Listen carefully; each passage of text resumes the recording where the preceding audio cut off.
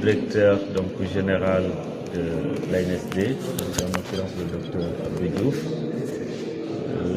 qui nous a beaucoup facilité, je dirais, la mise en place de cet accord, qui est donc un protocole qui a été matérialisé aujourd'hui physiquement, mais qui date de longtemps parce qu'on a longtemps travaillé avec l'ANSD.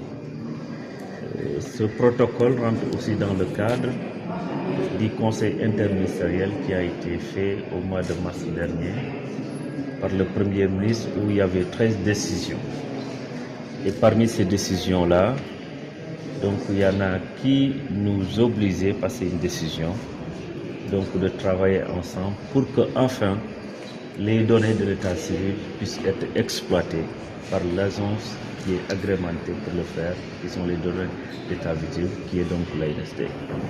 Donc son importance est vraiment capitale parce que ça va permettre déjà à nous qui sommes dans le secteur de l'état civil et aussi qui sont dans le côté des données pour l'ANSD, de pouvoir interopérer et que nos données puissent être déjà analysées, traitées et aussi d'être exposées à nos hiérarchies publiques, afin de servir à tout ce qui est planification économique, mais aussi toutes les couches comme l'éducation et autres. Parce qu'il faut noter que l'état civil est à la base de tout.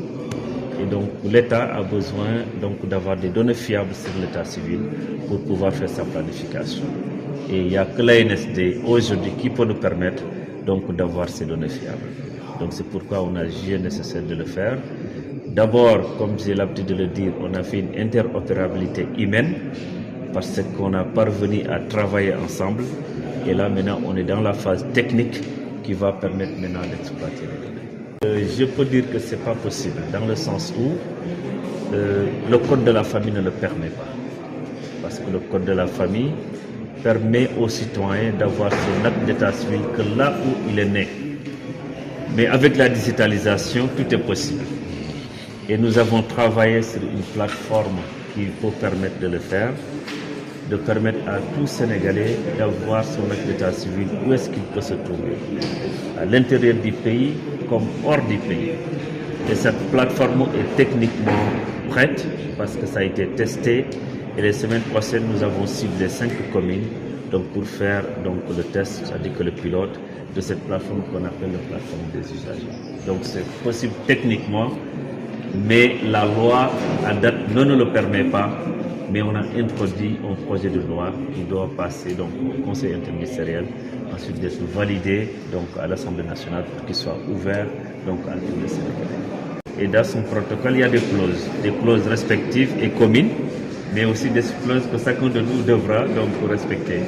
Alors, de façon pragmatique, c'est de créer en fait de telle sorte que nos deux systèmes communiquent.